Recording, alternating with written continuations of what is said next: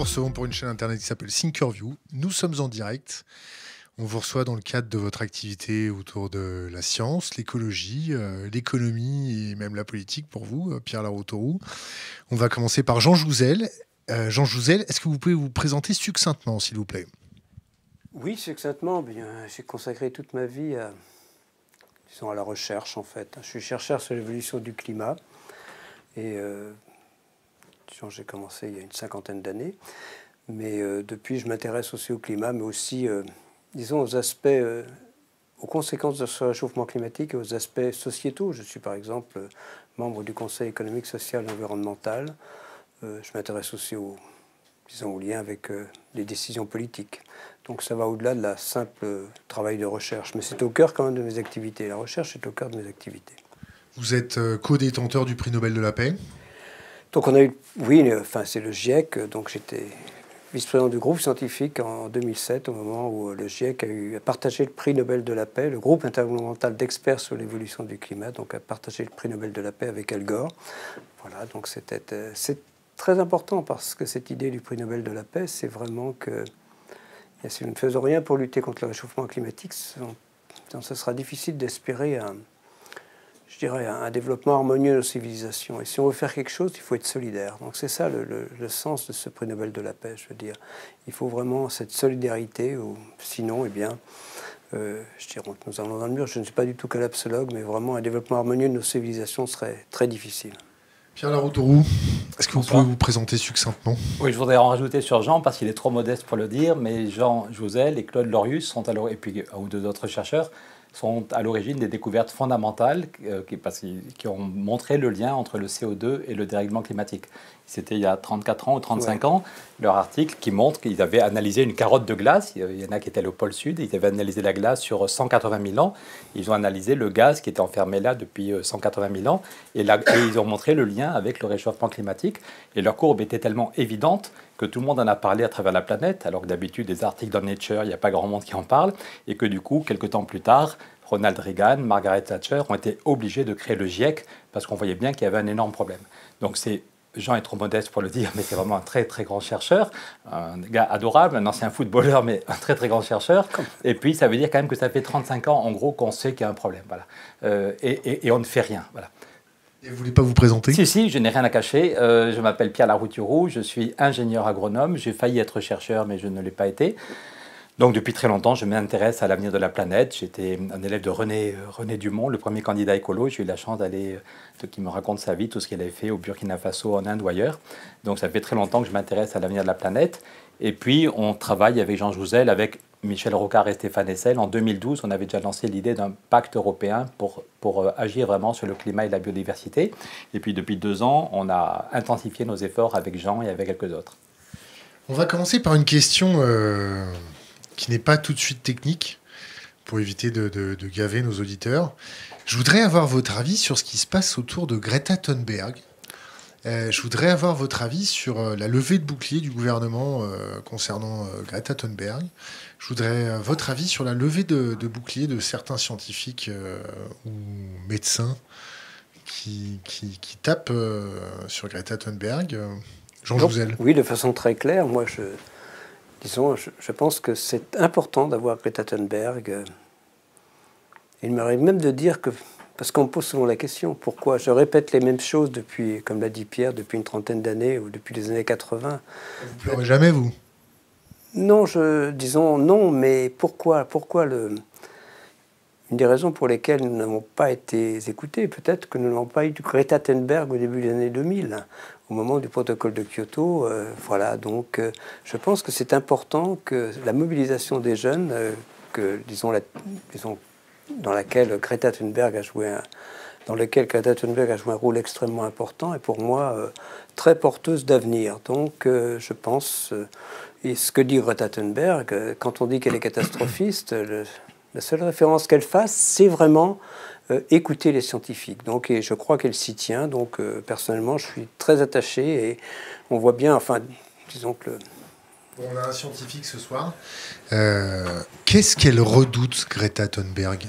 Bien justement, elle redoute que si nous ne faisons rien pour lutter contre le réchauffement climatique, elle le dit, elle le redit, et c'est ce que nous disons dans notre communauté scientifique, eh bien nous allons vers des réchauffements qui peuvent être très importants à la fin du siècle, 4 à 5 degrés, voire peut-être plus, mais disons même 4 à 5 degrés, c'est vraiment un monde différent, c'est ce dont les gens doivent se rendre compte. Quand on parle de réchauffement climatique, on a le sentiment que c'est ce qui se passe aujourd'hui, mais ce n'est pas du tout ça. Le réchauffement climatique tel qu'il serait, si rien n'était fait pour lutter contre le réchauffement climatique, c'est un autre monde.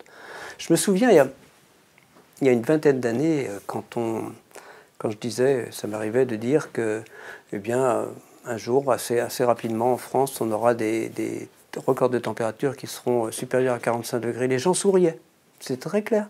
Les gens disaient cause toujours. Et maintenant, eh bien, voilà, on en est là et on peut penser malheureusement que dans les années 2050, 2060, eh bien, si on continue, on pourrait avoir en France des records de température jusqu'à 50 degrés. Donc c'est un autre monde. Et donc on peut parler de nous, et encore, nous sommes privilégiés en France. Comment vous expliquez qu'on tape sur Greta Thunberg? Vous pensez qu'il y a des lobbies de l'industrie derrière? Vous pensez qui motive qu'est-ce qui motive les gens à dire qu'elle est catastrophiste, que la science et la technologie nous ont toujours sauvés, que ça crée une génération de dépressifs? On lui objecte ça, on lui objecte qu'elle devrait les soigner, qu'elle devrait prendre des petites pilules, retourner à l'école. Oui, moi je vais simplement me référer à un éditorial de Stéphane Foucard dans Le Monde, il y a vraiment quelques semaines. Eh bien, Stéphane Foucard a dit c'est cela, les gens qui ne veulent rien faire. D'abord, il y a eu le climato-scepticisme, ensuite, ils voient qu'ils n'ont plus d'arguments. Et maintenant, la seule façon pour eux de réagir vis-à-vis de ce qui se passe, c'est de taper sur Greta Thunberg. On en est là. C'est-à-dire que ce sont disons, il y a différents courants, on ne peut même pas dire qu'il y a un lobby, mais c'est ceux qui ne veulent rien faire. Ils veulent bien en parler, mais ils ne veulent rien faire. On peut voir, par exemple, Nicolas Sarkozy, il a été... moi, j'ai travaillé avec lui, disons, à l'époque du Grenelle de l'environnement, mais malheureusement, il a abandonné, disons, son célèbre l'environnement, ça suffit. Évidemment, ça a marqué la fin de la dynamique du Grenelle de l'environnement. Donc, on voit bien ces gens. Donc, c'est parce que simplement, ils ne veulent pas que les choses se passent. Ils veulent fermer les yeux et, franchement, c'est bien là. Disons, c'est presque un réflexe de désespérer parce que, voilà, et donc, il n'y a pas vraiment d'argument. Le fait que Greta Thunberg soit dans un environnement effectivement avec lequel elle discute et qu'elle soit aidée dans ce... Bien sûr, elle lit aussi, on l'aide je crois, disons, elle est bien sûr... je dirais qu'elle est bien entourée, elle est bien... Disons, du point de vue scientifique, c'est clair que celle qu'elle avance est vraiment généralement très correcte. Je n'ai jamais vu avancer quelque chose d'incorrect. Donc dire que, bien oui, il faut, d'une certaine façon, nous sommes aussi catastrophistes, nous. Mais simplement, il suffit de lire le rapport du GIEC. C'est ce qu'elle nous invite à faire. C'est une catastrophe si on ne fait rien pour lutter contre le réchauffement climatique. On reviendra au rapport du GIEC, c'est très important. Il vient de sortir il n'y a pas très longtemps, le nouveau. Pierre Laroutourou, le fait qu'on essaye de psychiatriser Greta Thunberg, qu'on essaye de la faire passer pour quelqu'un de dépressif, quelqu'un qui devrait retourner à l'école, ou quelqu'un qui, par exemple, quand elle dit vous allez me gâcher mon enfance, alors qu'il y a des petits-enfants qui sont à quatre pattes dans les rizières pour aller ramasser du riz ou qui portent des tonneaux de flotte en Afrique. Mais moi, j'ai honte de tous ceux qui critiquent Greta Thunberg. J'ai franchement honte. Les députés français qui se sont moqués d'elle, ils auraient juste dû prendre 1 heure pour aller l'écouter, ou qu'ils prennent 1 heure pour écouter Jean Jouzel ou pour lire les rapports du GIEC. C'est franchement un aveuglement qui est ridicule. Et s'il y a effectivement des gens qui dépriment, j'ai un ami en Belgique dont la fille a essayé de se suicider tellement elle est inquiète pour l'avenir de la planète, mais ce n'est pas à cause de Greta, c'est juste l'inaction de nos dirigeants. Il y a 30 ans déjà qu'on a créé le GIEC parce qu'il y avait une évidence. Tout le monde dit qu'on n'a plus que quelques années pour agir. Guterres, le patron de l'ONU, dit qu'on n'a plus que 2 ans pour agir. Il y a des cercles vides. La plupart de nos politiques ne comprennent rien aux sciences, sont très sûrs d'eux, ils ont fait les meilleures écoles, ils pensent qu'ils ont tout compris avant tout le monde, et ils ont l'habitude de gérer des problèmes linéaires. On arrive au pouvoir, on met quelques rustines, et puis on laissera le bazar à gérer. Si vous voulez réagir en même temps, vous pouvez. Oui, non, mais Et là, vas-y. Pierre a raison qu'il faut... voilà, c'est pas Greta Thunberg qui est en cause, c'est vraiment les gens qui critiquent Greta Thunberg qui doivent être mis en cause dans leur propre raisonnement et dans leur propre attitude. C'est très clair pour moi. Et donc ça l'est aussi pour Pierre. Et je pense que les exemples sont là. Ce n'est pas non plus en masquant l'avenir qu'on va entraîner les jeunes vers l'action. C'est ça que nous devons faire et que nous souhaitons faire collectivement. Voilà, donc on a beaucoup à faire. Pierre, là aussi, maintenant, peut-être plus avec une démarche politique. Je le fais toujours du point de vue plus scientifique, mais voilà, l'objectif est l'action. Ce n'est pas du tout l'inaction comme ceux qui s'élèvent contre Greta Thunberg en sont les porteurs réellement d'inaction. Greta a compris l'un des messages fondamentaux des scientifiques, c'est dire on va vers un point d'effondrement, on va vers un point de non-retour. Je ne sais pas si on peut voir cette courbe, c'est l'évolution de la glace au Groenland, la fonte des glaces au Groenland depuis 40 ans. Avril, mai, juin, juillet, en moyenne, depuis 30 ans ou 40 ans, à la fin de l'été, quand il avait fait très chaud, il y avait 20% de la glace qui avait fondu. 20%. Cette année, au mois de juin, il y avait 45% de la glace qui avait fondu. Le problème n'est pas linéaire. On sait tous qu'une surface blanche, elle va renvoyer la lumière et la chaleur. Tandis qu'un truc qui est foncé, il va absorber la chaleur. Donc, quand le réchauffement climatique fait fondre la glace, et moins il y a de glace, plus on va se réchauffer. Le réchauffement climatique fait fondre le permafrost, il se décongèle et il envoie du méthane dans l'atmosphère, qui est 14 fois plus grave que le CO2. Le réchauffement climatique fait que les feux de forêt depuis 10 ans en Californie, là, ça a été multiplié par 4, il y a 4 fois plus de feux de forêt qu'il y a 50 ans. Donc tous les imbéciles, je reste poli, mais tous les imbéciles qui nous dirigent et qui pensent qu'il faut que Greta prenne sa pilule et qu'elle se calme un peu, je pense qu'ils n'ont réellement pas pris une heure pour réfléchir, et ils n'ont pas compris non plus que ça pourrait être une opportunité, que si on met le paquet sur la transition écologique, on pourrait créer 5 millions d'emplois en Europe, on pourrait respirer un air qui est meilleur pour notre santé, on pourrait avoir une alimentation meilleure pour nous, on pourrait faire des économies. L'autre jour, j'étais à Grenoble, dans une cité de HLM qui a été isolée, et le monsieur qui m'accueillait disait « Vraiment, depuis qu'on a isolé mon bâtiment, j'ai beaucoup moins chaud l'été, j'ai beaucoup moins froid l'hiver, et j'économise 800 € chaque année. » Ce n'était pas un climatologue ou un économiste, c'était un gars qui vit là depuis des années qui dit « On a isolé le bâtiment, j'y gagne en qualité de vie et j'y gagne 800 €. » Et pardon, le maire de Grenoble disait « J'aimerais en faire plus, mais je n'ai pas les moyens financiers. » Et c'est pour ça qu'on se bat pour un pacte climat au niveau européen qui donne des moyens pour accélérer. Jean, là, le nouveau rapport du GIEC est sorti. Le nouveau rapport du GIEC s'attarde un peu plus sur les océans. On parle des océans, de canicules océaniques, des événements très chauds sur certaines régions du globe qui, pour parler très trivialement, fait crever tout ce qui se trouve au-dessus de la thermocline. Et qui vont se multiplier, oui. Et qui vont se multiplier. Et aussi, alors j'en suis pas arrivé, alors peut-être que vous ne l'avez pas encore traité, parce que j'ai pas lu, excusez-moi, la totalité de votre rapport. Est-ce que vous parlez des hydrates de carbone qui pètent sous les mers? Non, pas trop. Enfin, pas dans ce rapport. Il y a pas, disons, quand on parle d'hydrates, il y a quand même peu de risques sous la mer. Donc, effectivement, il y a deux façons d'avoir du méthane dans les sols gelés. C'est de la matière organique et aussi, disons, les premières épaisseurs de sédiments marins. Mais pour que ça se réchauffe au fond, généralement, non, on n'évoque pas beaucoup les problèmes d'hydrates dans ces cas-là. Est-ce que vous en avez discuté avec les ingénieurs de chez Total ou les ingénieurs qui travaillent dans la prospection sous-marine, ou avec certains gouvernements qui s'inquiétaient d'entendre sur leurs capteurs de grosses détonations? Ils pensaient que c'était des détonations d'armes nucléaires. Surtout vers l'Arctique. Oui, sur ce point-là, je pense que il y a toujours eu effectivement des désintégrations. Donc l'hydrate de méthane, disons, ces événements ont toujours existé. Hein. Il y a toujours eu du méthane qui s'est probablement formé juste à l'interface sédiment, entre sédiment et le fond, disons, le fond des eaux océaniques. Mais, disons, la difficulté actuellement qu'on a, c'est de savoir si ça s'accélère ou non.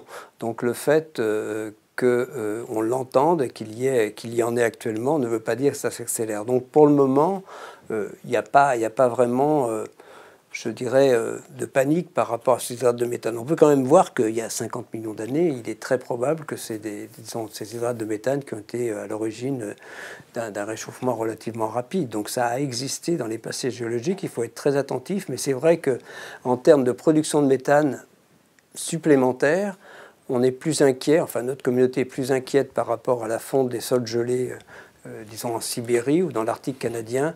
Et par notre consommation, oui, par notre modèle agriculture, pardon.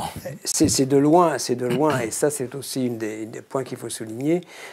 Bien sûr, il y a du méthane qui va sortir des sols gelés, mais avant tout, la première contribution, ça reste nos activités. Il ne faut pas cacher notre rôle derrière des phénomènes qu'on pourrait ne pas maîtriser en disant effectivement la nature elle-même va générer son propre méthane. Non, je suis en train de dire simplement les océans se réchauffent. Comme les océans se réchauffent, ça réchauffe les hydrates, donc ça pète. Pour le moment, il n'y a pas dans ce rapport, disons, de cri d'alarme par rapport à cette formation d'hydrates. Dans le dernier rapport du GIEC, on disait aussi que ce n'était pas, disons qu'il y avait relativement peu de risques. C'est l'état actuel de notre science.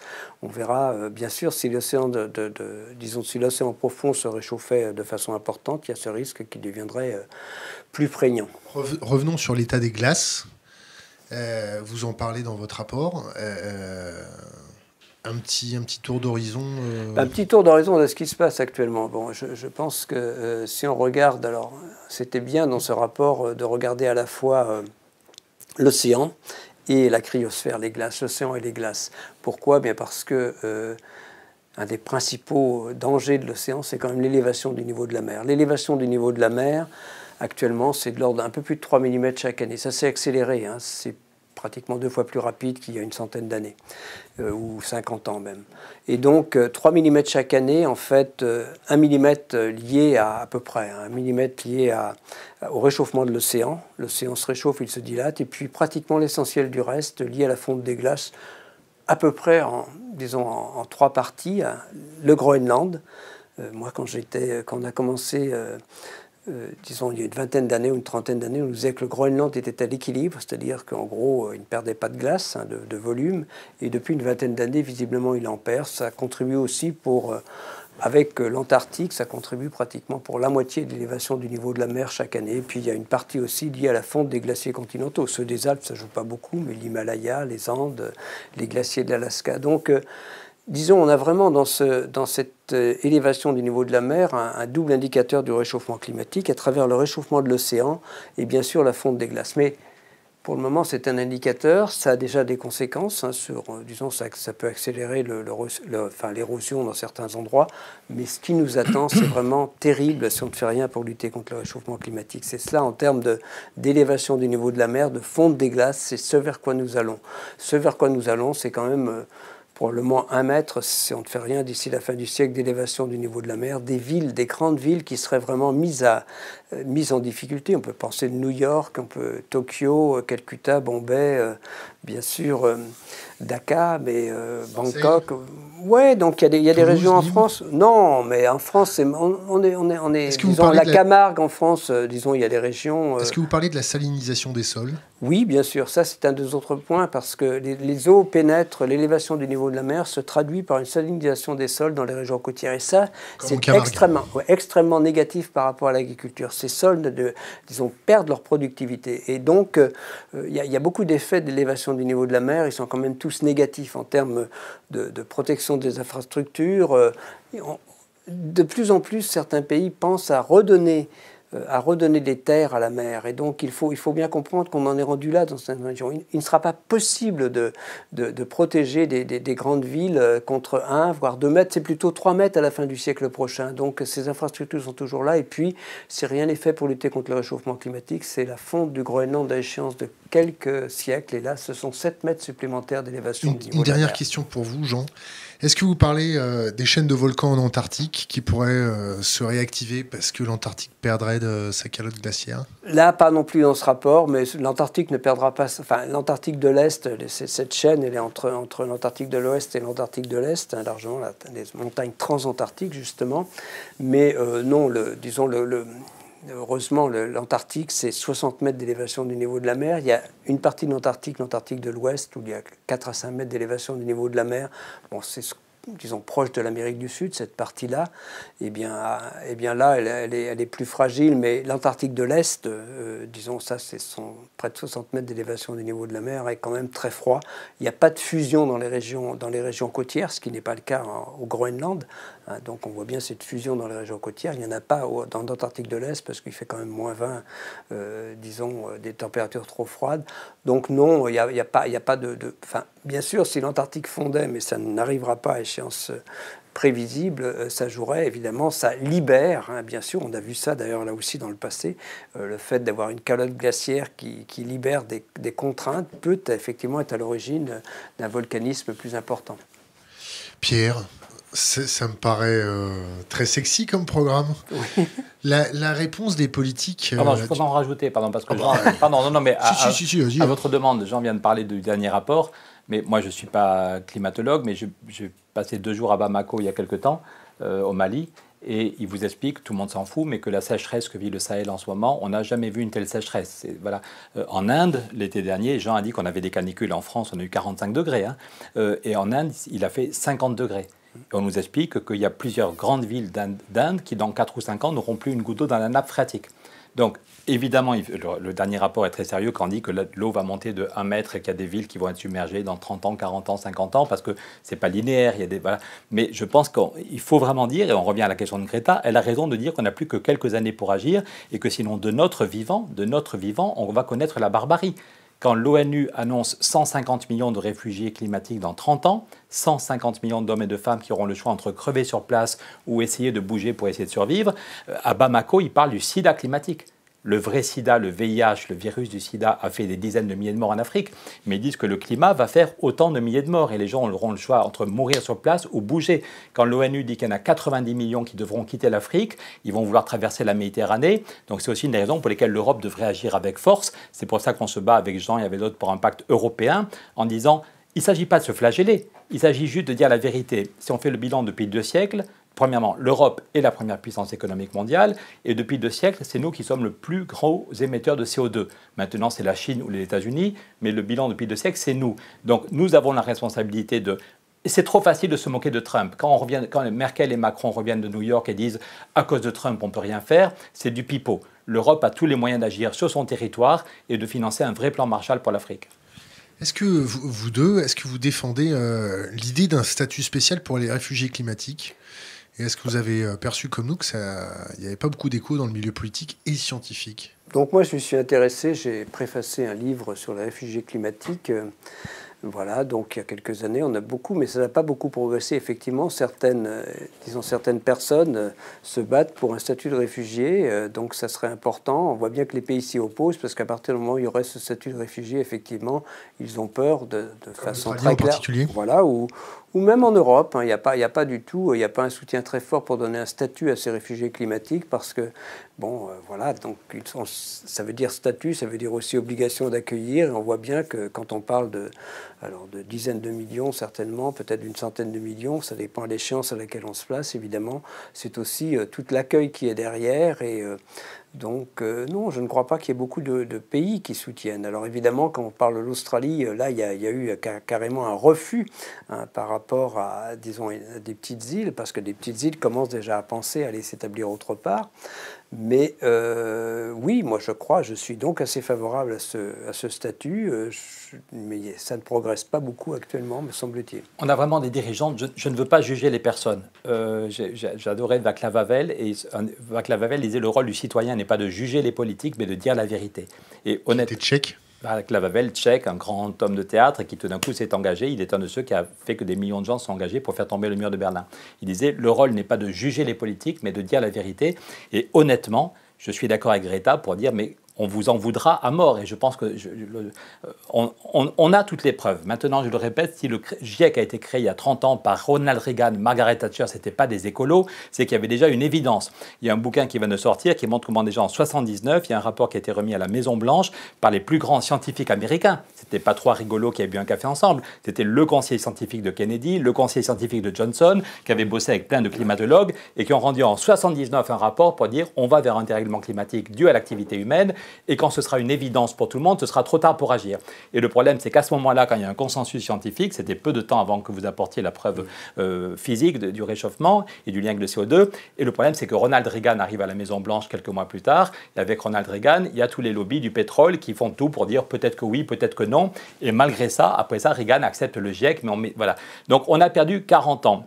Et maintenant, ça devient absolument scandaleux si on n'est pas capable d'agir. Donc, je pense qu'il faut qu'on pousse. J'étais l'autre jour avec Bruno. C'est pas trop tard. Non, c'est pas trop tard. Avec l'inertie de ce système. Non, justement, quand Pearl Harbor, quand il y a si on a une volonté politique, on peut faire bouger les choses. Quand Kennedy dit on va aller sur la Lune, il y en a qui pensent qu'il est frappadingue et qu'il a pris un coup de soleil parce qu'aller sur la Lune, c'est juste impossible. Mais Kennedy met les moyens. Le budget de la NASA va être multiplié par 15. Je pense qu'il y a des comptables qui ont fait des crises cardiaques. On multiplie par 15 le budget de la NASA. On crée 400 000 emplois. C'était 3% du PIB américain. On crée 400 000 emplois. Le technicien est de l'autre côté de la caméra. Le vrai expert se cache. On crée 400 000 emplois et on va sur la Lune plus vite que prévu. Quand les Japonais bombardent la Pearl Harbor, en 3 mois, toute l'économie américaine se transforme. Roosevelt décide qu'on va rentrer en guerre et c'est une transformation totale. Des entreprises qui faisaient des voitures ne vont plus faire une seule voiture et vont se transformer pour aider à l'économie de guerre. Mais le schéma était le même. C'était un schéma de consommation dans une croissance exponentielle ça, c'est vrai. qui a été rerouté, réfléchi pour aller sur une politique guerrière. Ok, mais la France, ce que je veux dire, c'est que quand il y a une volonté politique, quand Jules Ferry décide de faire l'école pour tous, il y en a qui pensent qu'il est fou, que c'est une idée généreuse, mais que le pays n'a pas les moyens, qu'on a encore besoin des enfants dans les usines et dans les fermes. Il y a une pression des citoyens. J'ai découvert récemment que la Ligue de l'enseignement a été créée à l'époque pour dire à Jules Ferry, allez-y, on compte sur vous. Il y a eu 1 200 000 citoyens qui ont signé la pétition pour demander l'école laïque, gratuite et obligatoire. À l'époque, il n'y avait pas Internet. On voit les carrioles qui remontent vers Paris avec 1 200 000 pétitions pour dire on veut cette école gratuite, laïque et obligatoire. Et Jules Ferry, en quelques années, met les moyens financiers et on est capable de réussir ça. Donc nous, ce qu'on dit, c'est qu'il n'est pas trop tard pour agir, qu'on peut encore, l'Europe doit faire l'excuse « Trump ne veut rien faire » n'est pas une excuse. En Europe, l'excuse, je suis maintenant député européen depuis 3 mois, l'excuse avec Orban, c'est compliqué, c'est du pipeau. L'autre jour, j'étais à Madrid avec le conseiller de Pedro Sanchez et il me disait, tu n'as pas besoin de l'unanimité. L'unanimité, on se fait plaisir pour dire, en fait, même s'il n'y a que 12 ou 14 pays qui veulent agir vraiment sur le climat, on peut le faire. On appelle ça une coopération renforcée, mais du point de vue juridique, même s'il y a 9 pays seulement qui veulent avancer, et tant pis si M. Orban n'en a rien à faire, son pays suivra plus tard. Donc maintenant, et c'est pour ça que je suis très heureux à Bruxelles de voir toutes les grandes manifs, les amis de Greta, en Belgique, c'est Adélaïde, Hanouna et d'autres, et toutes les semaines, il y a des manifestations. Dimanche dernier, elles étaient près du Parlement, et elles disent mais arrêtez les discours, maintenant on veut passer à l'action. Vous cautionnez le fait que les gamins n'aillent plus à l'école en fin de semaine? Oui, enfin je regarde ça avec intérêt. Je n'ai pas pris position par rapport à ça. Bon, je préfère aller aux marches de climat le samedi. J'aimerais bien aussi que les jeunes y viennent. Mais c'était difficile samedi dernier, effectivement. Mais ce que je veux dire, c'est que, et je l'ai déjà dit aux jeunes, c'est que cette mobilisation leur a déjà apporté beaucoup.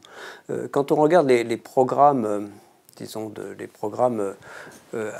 d'abord en premier lieu les programmes qui seront enseignés au lycée, eh bien, si on le regarde en début d'année, il n'y avait pratiquement rien sur le développement durable, sur le réchauffement climatique. Et depuis, ces programmes ont été modifiés, enrichis. En fait, dans le tronc commun, il y aura un nombre d'heures relativement important dédiées au réchauffement climatique, à la biodiversité, et c'est grâce à des gens comme Pierre Léna, comme Valérie Masson-Delmotte, mais aussi à la mobilisation des jeunes. Et maintenant, cette semaine, j'ai été auditionné par le Conseil supérieur des programmes parce que Jean-Michel Blanquer a invité le Conseil supérieur des programmes à réfléchir à ce qui pouvait être fait non pas simplement au lycée, mais de la maternelle à la 3e. Donc, dans le domaine du réchauffement climatique, de la biodiversité et du développement durable. Et c'est très clair que sans la mobilisation des jeunes, si cela est arrivé, c'est-à-dire si Jean-Michel Blanquer a accepté de réfléchir au programme, de les reprendre, eh bien, c'est grâce à la mobilisation des jeunes. Il faut bien se rendre compte que cette mobilisation des jeunes a eu un effet déjà extrêmement important. C'est pour cela qu'il faut effectivement que les jeunes prennent conscience. Les jeunes doivent prendre conscience au lycée. Alors, la façon de prendre conscience peut être diverse, mais c'est vrai aussi à l'université. Il y a le manifeste des 15 000, disons, en termes de... Là aussi, où les jeunes des grandes écoles et des universités disent que vraiment l'enseignement, ce qu'on leur enseigne n'est pas du tout adapté par rapport à ce vers quoi ils veulent aller. C'est un peu le message qu'ils donnent. Donc, ces jeunes sont là et je pense que la mobilisation des jeunes est très importante et a déjà eu des effets. Pierre, est-ce qu'il faut passer à une mobilisation un peu moins tiède, c'est-à-dire certains activistes prêchent une manifestation ou une prise de conscience plus violente, plus opérationnelle, du même type qu'une guérilla? Alors, violence... Est-ce qu'il faut cautionner ça? Est-ce que c'est une réalité, c'est-à-dire c'est une guerre et il faut prendre les mesures pour? Il faut faire quoi? Alors, juste une minute pour appuyer ce que disaient Jean sur l'utilité des manifs étudiantes. On était l'autre jour en débat avec Nicolas Hulot à Bruxelles et il y avait au premier rang le ministre wallon du budget, Jean-Luc Cruc, qui disait que c'était grâce aux manifestations d'étudiants. Le climat, ça l'intéressait, mais c'est quand il a vu tout ce monde dans la rue, y compris ses enfants, les enfants des copains, il nous a dit qu'il avait lu en une nuit le petit bouquin qu'on a fait avec Jean Jouzel et Anne Essel, voilà, qu'il avait lu en une nuit, qu'il pensait que tous les chiffres étaient faux, il a raconté ça en public, qu'il a fait vérifier par le ministère que c'était vrai, et il dit maintenant, on fait une coalition, et à part l'extrême droite, on rassemble tout le monde autour de ce projet. Et ça y est, depuis 2 semaines, en Wallonie, il y a un accord des 3 partis, ils ont 15 propositions, mais dans une des propositions, c'est de porter ce pacte climat au niveau européen. Et ça, c'est parce que les amis de Greta, Adélaïde, Hanouna et les autres étaient toutes les semaines dans la rue. Et moi, j'ai dit à mes fistons qu'ils avaient le droit de sécher les cours de temps en temps pour aller dans ces manifs. Tous les moyens non violents de foutre la pression et de dire la vérité et de dire maintenant on accélère, on arrête les discours, on passe à l'action sont bons. Sur d'autres méthodes, je pense effectivement, j'ai vu le film Anita, voilà, je pense qu'on se rend compte que ce qu'on fait n'est pas suffisant. Que ça fait 30 ans que le GIEC améliore encore ses évaluations. Ça fait 30 ans qu'il y a des ONG qui disent attention, il faut accélérer. Et manifestement, pour le moment, il faut qu'on soit modeste. Nous n'avons pas trouvé le moyen de mettre en mouvement nos dirigeants. Donc ça ne veut pas dire qu'il faut passer dans la violence. Je pense que dès qu'on arrive à la violence, c'est contre-productif. Moi, je me souviens à Notre-Dame-des-Landes, une fois j'avais fait une manif à Notre-Dame-des-Landes. On était des dizaines de milliers, c'était super joyeux, pas un gramme de violence. Et puis il y a 5 casseurs. Et je peux dire qu'il y avait des CRS à proximité, mais que c'est à l'époque où Manuel Valls était aux manettes, on a laissé les casseurs casser, et, alors qu'on aurait très bien pu les choper et les mettre à l'écart. Et après ça, ça a complètement dégénéré. Les images de télévision le soir, c'était que des casseurs. On s'est pris des lacrymogènes. Ce jour-là, on était au moins 20 000 dans la rue. Et il y a un sondage qui disait que 80% des gens ne voulaient pas d'un deuxième aéroport. Mais à cause des casseurs, on a retenu dans toutes les émissions de télé que la violence, et du coup, la fois suivante, les gens avaient la trouille d'aller dans la manif. Donc je pense que les actions violentes ne sont pas la solution, mais qu'en même temps, ce qu'on fait pour le moment n'est pas suffisant. J'étais il y a quelque temps avec des gens d'Alternativa et d'autres, il y a 2 ou 3 ans, je ne sais plus, à Pau. On a fait un die-in, moi je ne suis resté que 24 heures, mais il y avait une rencontre internationale de tous les gens qui font des forages offshore, tout au fond de l'océan, des forages de plus en plus dangereux, inutiles, et tous les ans, ces gens-là se retrouvent, une fois en Arabie, une fois à Chicago, et une fois, là c'était à Pau. Et on était quelques centaines, et j'étais avec les gens d'Alternativa, d'ND COP 21, et ils ont fait un die-in de façon non violente, c'est-à-dire comme si on était 300 ou 400 à être morts pour dire aux pétroliers, mais est-ce que vous réfléchissez? Et à chaque fois, je trouve que ce genre d'action est utile, parce qu'il y a un dialogue. Les gens qui font ça ne sont pas là pour dire vous êtes nuls, vous êtes des gros nazes. À chaque fois, c'est de façon assez fraternelle, de façon très ferme. Ils mettent de l'intelligence dans le dialogue. Ils disent ce qui se passe est grave. Et ils en appellent à la conscience et à l'intelligence des gens.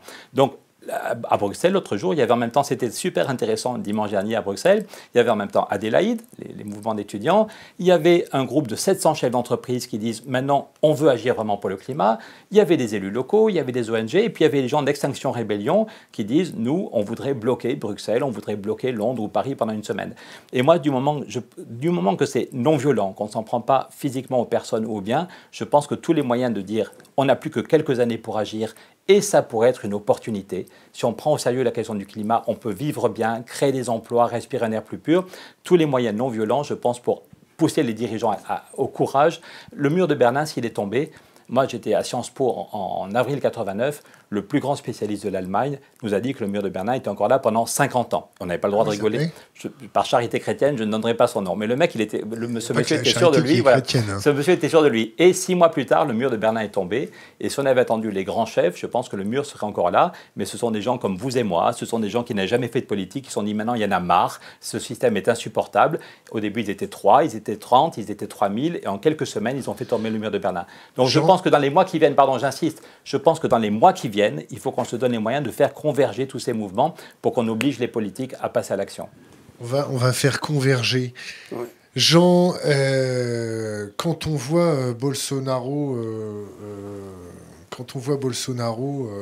continuer de promouvoir la déforestation pour que le PIB de son pays augmente et que, en gros, c'est de la subornation de vote à travers la déforestation, c'est-à-dire il fait rentrer des dollars de PIB et derrière, les gens revotent pour lui. Comment les pouvoirs publics maintenant accueillent le nouveau rapport du GIEC? Est-ce qu'en gros, ça les ennuie de trouver des solutions ou de trouver des préconisations? Parce que derrière, ces préconisations vont être douloureuses pour la plèbe, si je peux me permettre de l'appeler comme ça, c'est-à-dire ce sevrage énergétique, ce sevrage de l'ultra-consommation. Quand vous êtes addict, ça devient pénible. Comment les gouvernements vous perçoivent face à ça? Ils vous perçoivent comme des empêcheurs de tourner en rond, comme ceux qu'on n'avait pas trop envie de les écouter, mais on est un peu obligé? Oui, je pense que oui, c'est un peu cette attitude disons, je crois que les décideurs politiques se rendent bien compte qu'ils ne peuvent pas ignorer le diagnostic des scientifiques. Et c'est d'ailleurs, d'une certaine façon, qu'ils ont emmené notre monde en bateau. Puisque quand on regarde disons, si on regarde le premier rapport du GIEC, c'est en 90, dès en 92, et signé la Convention climat, donc dont l'objectif est de stabiliser, enfin, de viser à stabiliser l'effet de serre. Alors, il n'y a pas d'objectif chiffré dans la Convention climat au sommet de la Terre de Rio. L'objectif chiffré se met en place à partir de Copenhague en 2009 et puis surtout à Paris, dans l'accord de Paris en 2015. Donc, d'une certaine façon, quand on regarde disons, l'accord de Paris, l'objectif de l'accord de Paris, c'est exactement, il s'appuie complètement sur le rapport du GIEC. Donc, d'une certaine façon, les décideurs politiques au niveau planétaire ont décidé de s'appuyer sur les connaissances scientifiques, alors non pas pour prendre des décisions, mais pour mettre en place des textes. Voilà, parce que, donc, quand on regarde l'accord de Paris, effectivement, en gros, les scientifiques nous disent que pour s'adapter au réchauffement climatique, quand même, on voit bien qu'au-delà de 2 degrés, ce sera difficile. Et puis, il y a 1 an maintenant, ils ont dit qu'1,5 degré, ça serait, disons, ça serait quand même mieux de limiter le réchauffement climatique à 1,5 degré, un demi-degré de plus qu'aujourd'hui, parce qu'on a déjà pris 1 degré. Eh bien, c'est ce qui est inscrit dans l'accord de Paris. Donc, on a le sentiment d'avoir été écouté. Mais la réalité, c'est que les engagements qui ont été pris dans l'accord de Paris, et là, ce sont bien sûr des politiques qui le prennent, sont loin du compte. En fait, les engagements pris dans l'accord de Paris nous emmènent de façon irrésistible si ils sont respectés, ce qui n'est pas le cas quand on regarde Bolsonaro, pour revenir à votre... disons, à votre introduction de cette question, Bolsonaro ou bien, disons, bien sûr les États-Unis. Les États-Unis, Brésil sont en train de quitter d'une certaine façon l'accord de Paris. Et donc les objectifs de l'accord de Paris qui sont minimaux, qui ne remplissent pas enfin, disons, qui ne répondent pas à l'objectif scientifique, à l'objectif 2 degrés, eh bien, ne seront pas tenus. En fait, si on veut tenir l'objectif 2 degrés, il faut multiplier par 3 les engagements de l'accord de Paris sur 2020-2030 et les multiplier par 5 pour 1,5 degré. Donc on voit bien qu'on est loin du compte. Il faudrait remonter de façon très forte, les multiplier par 3, voire par 5, les accords de Paris sur 2020-2030, si on voulait vraiment rester, disons, dans un monde où les jeunes d'aujourd'hui pourront s'adapter. C'est bien ça le problème. C'est pas au-delà de 2 degrés, il y a des capacités, disons, les capacités d'adaptation, eh bien, commencent à diminuer. C'est le cas, par exemple, les récifs coralliens, au-delà de 2 degrés, risquent d'être complètement perturbés. En tout cas, disons, attaquer les récifs coralliens. Et donc, c'est un vrai problème pour beaucoup de régions. On est loin du compte, donc, et en plus, bien sûr, c'est la neutralité carbone. Mais ce que je veux dire du point de vue politique, en France aussi, on a une loi qui est tout à fait ambitieuse, puisque la loi sur la transition énergétique, la loi climat-énergie, disons, s'est inscrite dans cette nécessité de neutralité carbone à horizon 2050, 40% de réduction de gaz à effet de serre à horizon 2030. Donc, disons, dans les textes, effectivement, d'une certaine façon, nos décideurs politiques s'appuient sur les rapports, sur les diagnostics des scientifiques, mais là où il y a un fossé entre les textes et ce qui se passe sous nos yeux chaque jour. Et c'est là où le fossé est énorme et, disons, se creuse d'année en année dans certains pays. Jean, je peux vous demander de synthétiser ça d'une façon beaucoup plus triviale et avec des mots beaucoup plus fleuris que le Pékin lambda pourrait comprendre? Ben en gros, oui. En gros, les décideurs politiques, disons, signent, disons, effectivement, nous ne tiennent pas, en gros, ne font pas suffisamment pour que ce qu'ils signent se mette en place. Mais il ne faut pas non plus regarder que les décideurs politiques, c'est chacun d'entre nous nous sommes chacun d'entre nous concernés par ces émissions. Donc, je vois bien la difficulté. On peut aussi, redire que les décideurs politiques ne font pas ne mettent pas en place les instruments pour que ce qu'ils ont signé, ce qu'ils ont ratifié dans le cadre de l'accord de Paris puisse être respecté. Mais le vrai coupable, c'est la population. C'est chacun d'entre nous. Tout le monde est concerné. La population, bien sûr, les entreprises sont aussi concernées. Elles doivent aussi se développer. Les décideurs politiques, mais non simplement les décideurs politiques à échelle planétaire, mais des élus. Alors les élus européens, Pierre, c'est très important, mais les élus locaux. La réalité du réchauffement climatique, quand on va parler de mobilité, quand on va parler d'habitat, voilà, c'est quand même à l'échelle, disons, des régions, des communes, des communautés de communes que ça se passe, hein, aussi la production d'énergie. Donc c'est là vraiment aussi, à tous les niveaux, les décideurs politiques sont concernés, mais tout le monde est concerné, et nous-mêmes, chacun d'entre nous. Pierre ? Mais je trouve que ça bouge. On a tous les maires ruraux de France, l'association des maires ruraux des petites villes qui est avec nous pour obtenir ce pacte climat au niveau européen. Moi, je pense quand même que votre question était vraiment juste, et beaucoup de politiques pensent que ça va être douloureux pour la plèbe. Voilà. Et donc les deux mots sont importants. La plèbe, parce qu'au lieu de penser que chaque citoyen a un cerveau et est capable de réfléchir et d'agir, on pense que c'est la plèbe, et on pense que ça va a priori être douloureux. Or nous, ce qu'on pense, c'est que ça peut être une bonne nouvelle, que si on prend au sérieux la question du climat, si on se donne, on sait ce qu'il faut faire pour sauver le climat, on sait, hein, il faut isoler tous les bâtiments publics et privés. Il faut développer des transports en commun pour que le minimum de gens aient besoin de leur voiture. La plupart des gens, il faut qu'ils puissent prendre soit le vélo, soit marcher à pied, soit des transports en commun. Il faut transformer le modèle agricole. Et tout ça, et ça peut créer des emplois, et ça peut être une bonne nouvelle. J'étais l'autre jour, je ne sais pas si vous avez vu le film Demain, un des exemples que donne Cyril Dion, c'est la ferme de Charles et Perrine au Bec et Loing. C'est juste génial. Quand vous allez chez Charles et Perrine, vous avez envie de rester avec eux, tellement il y a un sentiment d'équilibre. Ils arrivent à produire des fruits, des légumes avec zéro pesticide, zéro pétrole. Et l'argent qu'ils économisent sur le pétrole et les pesticides, ils l'ont transformé en masse salariale. Et là où une ferme aurait pu fonctionner avec juste un adulte ou deux adultes, ils sont 7 ou 8. Et on voit bien que les gens sont heureux, donc ça crée de l'emploi. Les gens qui mangent ces produits, c'est meilleur pour leur santé, et c'est meilleur pour la planète, et c'est équilibré du point de vue économique. Simplement, il faudrait que l'ensemble des agriculteurs, qu'on les aide, que la plupart des agriculteurs ont le couteau sous la gorge, la plupart des paysans n'arrivent même pas à se payer un SMIC, ils sont surendettés. Donc est-ce que les politiques peuvent aider à une réflexion dans l'agriculture et dire pendant 2 ou 3 ans, votre champ va être moins rentable, on vous donne une aide financière. Sur l'isolation, je l'ai dit tout à l'heure, l'autre jour j'étais à Grenoble, un monsieur qui vit dans un HLM depuis 15 ans disait « j'ai gagné 800 € par an sur mes dépenses de chauffage ». La question est de savoir comment est-ce qu'on finance un plan d'investissement très massif. Et là, la question de la justice fiscale que demandent les Gilets jaunes, elle est cruciale. Quand on sait que 30% des Français n'ont pas 1 euro d'économie, que 30% des Européens sont dans le rouge tous les mois, il y en a qui se font engueuler tous les mois par leurs banquiers, la question de qui paye pour faire ce plan d'investissement est très importante. Celui qui prend sa voiture tous les jours pour aller au boulot, est-ce qu'on va lui demander de payer plus de taxes ou est-ce qu'on trouve d'autres financements? Et ce qu'on dit, la Cour des comptes européenne, la Cour des comptes dit que si on veut vraiment, dans tous les pays d'Europe, isoler les bâtiments, développer les transports en commun, aider l'agriculture à se transformer, développer les renouvelables, la Cour des comptes dit qu'il faut chaque année 1100 milliards d'euros. C'est à peu près ce que le système bancaire se fait injecter par les banques centrales. Il a lu notre bouquin, enfin il connaissait le sujet avant. Non mais juste c'est très intéressant parce que la Cour des comptes en général c'est des trucs qu'on lit le soir quand on a du mal à dormir, il faut être honnête. Et là ils se sont lâchés. La Cour des comptes européenne s'est lâchée en disant qu'il y en a marre des scénarios où tout finit bien en 2050 parce que maintenant tout le monde est d'accord pour dire qu'il faut la neutralité en 2050.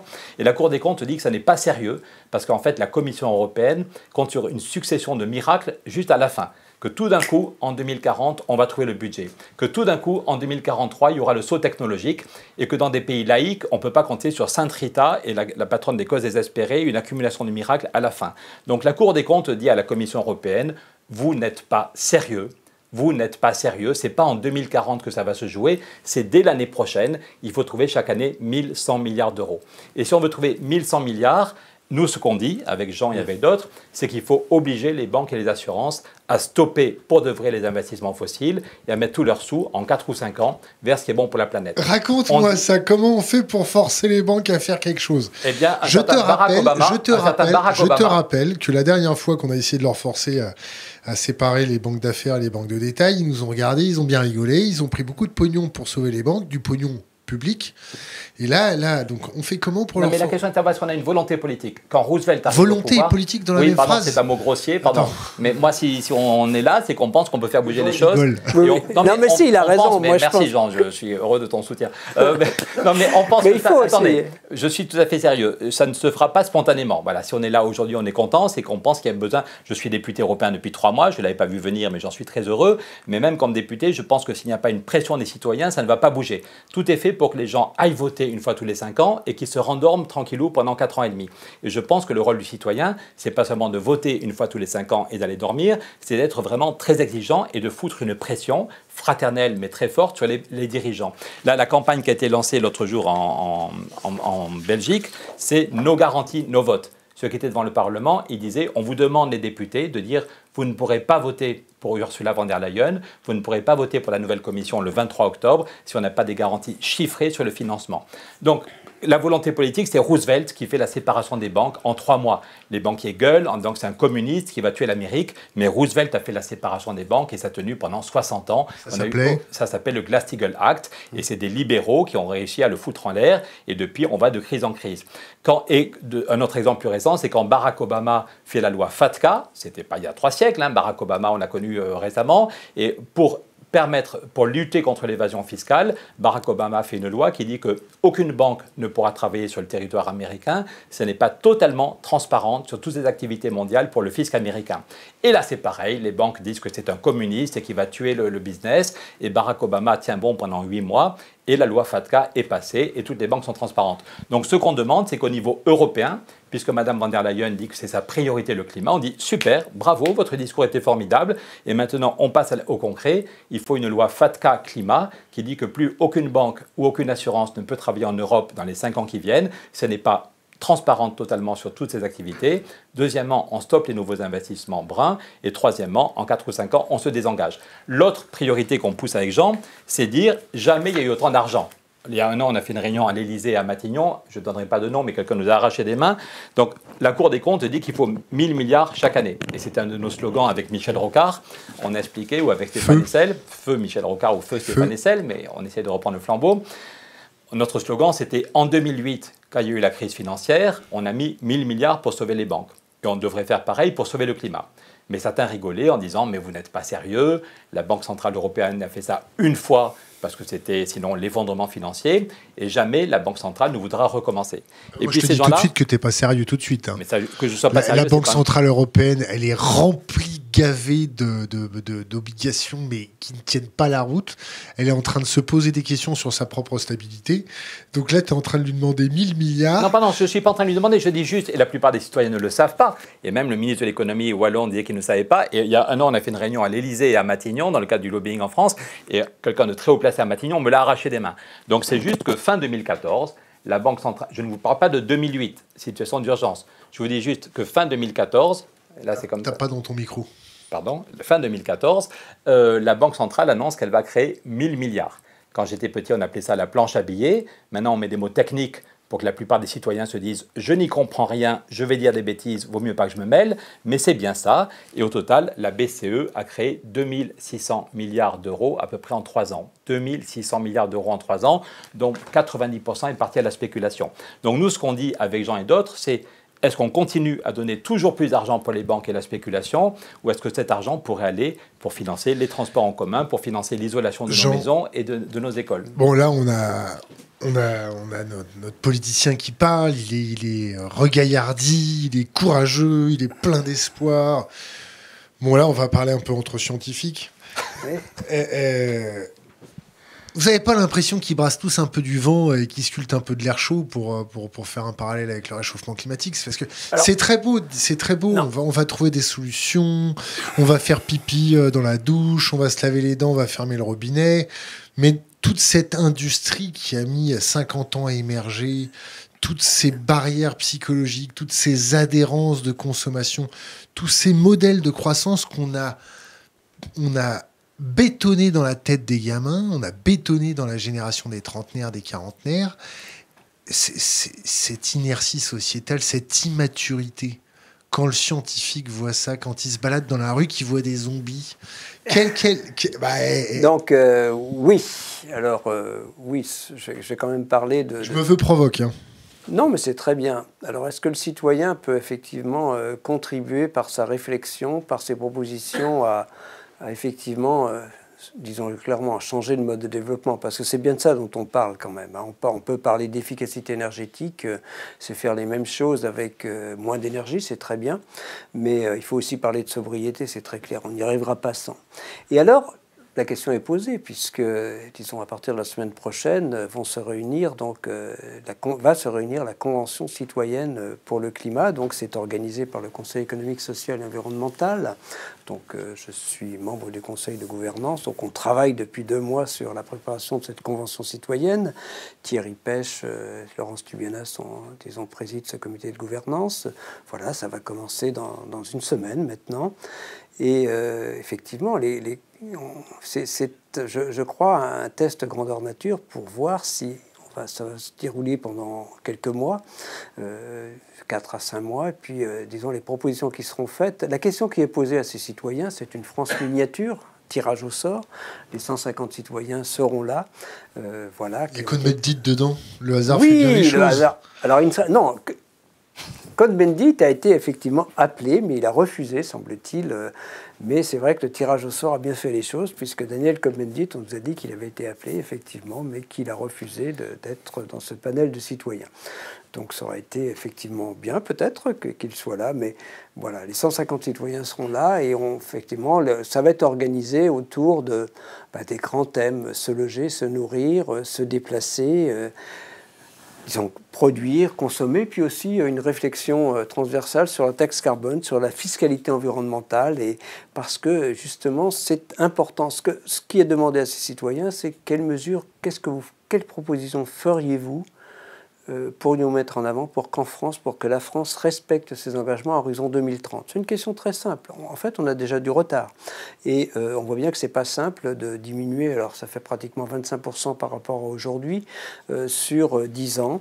Et ce à quoi, disons, Édouard Philippe s'est engagé dans sa lettre de mission, et je crois que le président de la République viendra le redire à ses citoyens, eh bien, c'est, disons, que toutes les propositions que vous faites seront regardées, appelleront des réponses, soit au niveau du législatif, soit au niveau de l'exécutif, soit au niveau du réglementaire. Mais donc voilà un petit peu, et bon, j'espère que des choses vont se passer par rapport aux citoyens. C'est complémentaire d'autres approches. Ces approches citoyennes n'empêchent pas celles, disons, sont plutôt complémentaires de celles que fait Pierre, ou on essaye de mener au niveau européen. Je pense qu'il y a une évolution chez les citoyens qui est très intéressante et impressionnante. Il y a 1 an, j'étais invité pour l'événement de rentrée des jeunes agriculteurs, le syndicat des jeunes agriculteurs, et le jeune paysan qui était là disait « ce débat était inimaginable il y a 10 ans ». Il y a 10 ans, Claude Allègre était notre héros et les écolos nous cassaient les pieds pour être polis. Et il disait, aujourd'hui, il n'y a plus aucun paysan qui est climato-sceptique. Il y a 3 ans, les inondations en Seine ont fait qu'on a perdu 30% de la récolte de blé. Cette année, il y a tellement de sécheresse qu'on n'aura pas assez de foin et on va devoir abattre une partie des troupeaux. Donc il disait, c'était un des responsables nationaux des jeunes agriculteurs, il disait, en 10 ans, ça a tout changé dans nos têtes. Maintenant, le problème est financièrement, comment est-ce qu'on fait? Je sais, lui, il était éleveur, il dit, au lieu de mettre le lisier, que ça va abîmer la nappe phréatique et ça va abîmer l'atmosphère, je sais qu'on pourrait faire du biogaz, que maintenant c'est au point. Le problème, c'est que c'est 500 000 € pour faire une unité de biogaz. La plupart des paysans n'arrivent pas à se payer le SMIC tous les mois. Donc si on demande à chaque paysan de trouver 500 000 €, ce n'est pas possible. Il disait par contre, s'il y a un pacte européen qui paye la moitié de la facture et on est sûr que pendant 30 ans, on va nous acheter le biogaz, ben là c'est possible, on se met 2 ou 3 fermes ensemble, on va créer 1 emploi ou 2 emplois et c'est possible. De même, la plupart des gens, ce n'est pas pour le plaisir qu'ils prennent leur voiture. Mais moi, je suis dans le coin des Pyrénées où ceux qui ont du boulot à Argelès ou à Lourdes, ils sont obligés, il n'y a pas de transport en commun. Il y a un bus le matin et un bus le soir. Donc, ou bien on développe des transports en commun, ou bien on développe des systèmes de travail à distance, si on avait Internet au débit partout. Mais en tout cas, moi, je pense que la plupart... Très énergivore Internet. Hein. Pardon ? Très énergivore Internet. Oui, mais on peut faire des économies par ailleurs. Si on fait des économies sur l'efficacité énergétique, et puis Jean l'a dit, il y a besoin de sobriété. Là, j'ai mis une chemise... Frugalité. Frugalité. Là, hier, j'avais une chemise complètement râpée, et si on fout à la poubelle des vêtements dès qu'ils sont un peu usés, on ne s'en sortira pas. Là, comme je suis filmé, j'ai mis une... Non, mais sans rire, je pense que chacun de nous doit se dire, même si mon téléphone est vieux, je peux garder un vieux téléphone. Même si ma chemise ou ma robe est un peu usées. On peut vivre très heureux en ayant des chemises un tout petit peu élimées. On peut vivre très heureux dans une maison qui est isolée. On peut vivre très heureux en ne mangeant pas de la viande tous les jours. J'ai été élevé au jambon de Bayonne, comme tous les Basques-Béarnais du pays, mais j'arrive à manger moins de viande et je vis très heureux. Plutôt polygamie ou plutôt polyandrie pour le réchauffement climatique? Ce qui veut dire plus précisément? Ah, folie. Polygamie ou polyandrie pour le réchauffement climatique? Il faut choisir quoi? Je n'ai pas compris la question, Jean. Tu es le la cerveau polygamie, du non. Bon, Alors, non. l'inverse de la polygamie, c'est la polyandrie. Oui. D'accord. Donc, il faut reconsidérer la structure familiale, il faut bannir le divorce, il faut faire quoi? Je pense qu'on peut garder un haut niveau de liberté. Tous ceux qui vous disent qu'il faut une dictature pour sauver la planète n'ont rien compris. Alors, on va y venir parce que c'est une question qui fait venir, mais j'aimerais bien qu'on lise un message de Marie-Claude. Ah, voilà, c'était une question. Qui est à l'instant. Alors, son message: à l'instant même, nous marchons pour le climat à Montréal. Greta Thunberg et David Suzuki nous accompagnent. Le Canada est en pleine campagne électorale. Aucun des candidats n'offre des propositions claires et vigoureuses pour ne serait-ce qu'envisager de freiner l'effondrement des écosystèmes, l'érosion, la biodiversité. Croyez-vous que de ne pas voter ne serait pas plus efficace pour manifester l'urgence d'agir de notre profonde colère vis-à-vis de leur inertie? C'est pas des mesures un peu de petits bras? Est-ce qu'il ne faut pas passer à un système un peu plus totalitaire, c'est-à-dire une bonne dictature, on fait crever tous les pauvres, on impose des mesures sur l'évasion fiscale à la hache et on arrête de rigoler? Oui, mais c'est ce qui va se passer, malheureusement. Non, mais pas. Je veux dire, le vrai risque du réchauffement climatique, c'est quand même l'accroissement des inégalités, je l'ai déjà dit. Mais en gros, c'est quoi le réchauffement climatique? C'est aussi, diminuer la surface où il fait bon vivre. Donc, je crains, et on peut craindre vraiment que les riches sachent toujours trouver les endroits où il fait bon vivre et laissent, les pauvres s'engluer dans les endroits où il y a des difficultés par rapport au réchauffement climatique. Et c'est ça il faut prendre de la mesure de cela dès maintenant. Et donc, il faut vraiment aller de l'avant. Et bon, ce qui est pour le Canada, même si Justin Trudeau est quand même plus sérieux par rapport à la lutte contre le réchauffement climatique que n'était Harper avant, qui était vraiment complètement climato-sceptique, ce progrès n'est pas suffisant parce qu'en Alberta, on exploite toujours de plus en plus de gaz de schiste. Donc, ce n'est même pas justement, c'est ça qui m'attriste un peu, c'est un chef d'État comme Justin Trudeau, qui visiblement a envie de faire des choses, n'y arrive pas. Et c'est pour cela, j'espère que cette marche de Montréal aura quand même un impact dans ce pays et aussi bien au-delà, parce que c'est ça qu'il faut, c'est entraîner des pays comme le Canada dans la lutte contre le réchauffement climatique, c'est clair. Pierre? Il faudra des mesures contraignantes, évidemment. C'est-à-dire qu'on ne peut pas... il faudra dire que dans 20 ans, tous les bâtiments doivent être isolés, que dans 15 ans, plus aucune voiture ne peut rouler si elle émet du CO2. Il faudra dire qu'effectivement, il faut isoler les bâtiments, il faut qu'on arrête l'avion. L'avion, ça doit être exceptionnel de prendre l'avion. Il y a des TGV partout, on peut beaucoup moins circuler, on peut passer des vacances très agréables en France ou à proximité. Je pense qu'il faut... Nous, c'est pour ça d'abord, quand vous dites que c'est des mesures, des demi-mesures, le projet qu'on porte, quand même, il y aurait 400 milliards chaque année en Europe, entre ce qu'on propose sur la Banque du climat et le budget, il y aurait chaque année 400 milliards sur la table en Europe. Donc ça peut créer 5 millions d'emplois et ça changerait tout, plus un plan Marshall pour l'Afrique. Et on propose que ce pacte soit approuvé par un référendum le même jour dans tous les pays d'Europe. C'est l'idée de Habermas, le grand philosophe allemand, qui dit que l'Europe va crever si elle n'a pas un nouveau projet et que l'Europe va crever si elle a peur des citoyens. Et donc Habermas dit le prochain traité pourrait être approuvé le même jour ou la même semaine par un référendum dans tous les pays d'Europe. On aura un débat passionnant sur le climat, la biodiversité, sur la création monétaire. On verrait qu'en fait tout le monde peut comprendre les questions monétaires. On a tout fait pour que les citoyens n'y comprennent rien. Et on aurait un débat passionnant. Et les gens qui voteraient oui pour le pacte climat devraient dire aussi est-ce que moi, dans mon comportement, je peux changer ma façon de vivre au quotidien. Et je pense qu'on créerait une dynamique très très forte. Donc ce n'est pas une dictature, mais c'est décider ensemble. Un référendum, c'est au contraire un sursaut démocratique. C'est décider ensemble qu'on va taxer le kérosène, que ce n'est pas normal que quelqu'un qui prend sa voiture pour aller au boulot paye des taxes tous les jours quand il fait son plein, et que quelqu'un qui prend l'avion pour le fun une fois par mois ne paye pas de taxes. Donc je pense qu'on peut décider ensemble de nouveaux modes de vie, et qu'il n'y a aucune opposition entre... dans mon enfance, enfin, mes parents adoraient Pierre Mendès France. Le siècle dernier. Voilà, le siècle dernier. Merci, c'est sympa, Bertrand. Et 3 fois que tu balances, donc ça n'était pas... C'est une réalité, quand même. Et Mendès France expliquait que le manque de justice sociale vient d'un manque de démocratie. Que si on était dans un système vraiment démocratique, il n'y aurait pas autant de pauvreté et d'inégalité. Et je pense aujourd'hui que le manque d'action sur le climat vient d'une insuffisance démocratique. J'étais l'autre jour avec Bruno Le Maire. Il y a quelques jours, il nous avait reçus à quelques députés. Il nous expliquait que le climat, c'était sa priorité, la priorité. Et je lui ai dit, excusez-moi, mais je suis le rapporteur au niveau européen pour le prochain budget européen. Et le budget du climat va reculer de moins 1,3%. Reculer de 1,3% le prochain budget climat. Je lui ai dit, ça n'est pas une priorité. Gros silence de Bruno Le Maire. Et je lui ai dit, et c'est d'autant moins compréhensible que la Banque centrale va recommencer sa planche à billets et qu'on va avoir 240 milliards dans l'année qui vient. La Banque centrale vient d'annoncer qu'elle va mettre 240 milliards sur la table qu'elle va donner aux banques en espérant que les banques vont agir pour le bien commun. Et donc je demandais à notre ministre comment est-ce qu'on peut justifier que le budget climat va reculer de 1,3% alors que la BCE va créer 240 milliards. Et sa réponse c'est Pierre, ma porte est toujours ouverte, on se voit quand vous voulez. Donc je pense qu'il faut qu'on mette des arguments sur la table. Je pense vraiment qu'il y a des gens qui se découragent. Ce n'est pas le moment de se décourager. Je pense qu'au contraire, grâce hélas, la gravité de la situation est telle, et puis les mouvements des étudiants, le travail des climatologues, moi je pense qu'on est au contraire dans le moment où on peut faire basculer, on est à un moment de vérité au niveau européen, et c'est pour ça qu'il faut que les citoyens poussent les députés, poussent les politiques au courage. Bon, ça fait plus de 40 années que vous êtes dans la climatologie. On parle de solastalgie, de dépression chez les scientifiques. Vous l'avez senti un peu Comment ça va, votre dépression? Non, ce qui se passe chez les scientifiques, disons, on a été long... Enfin, bon, peut-être pas moi, mais disons beaucoup des scientifiques. Bon, moi, c'est l'Institut Simon Laplace qui regroupe sur la région parisienne l'ensemble des laboratoires impliqués. En fait, depuis quelques mois, il y a une réelle prise de conscience et les scientifiques veulent effectivement voir ce qu'ils peuvent faire vis-à-vis du grand public. Il y a peut-être plus de désir qu'il n'y avait il y a quelques années d'aller vers le public, vers les décideurs politiques pour effectivement avancer.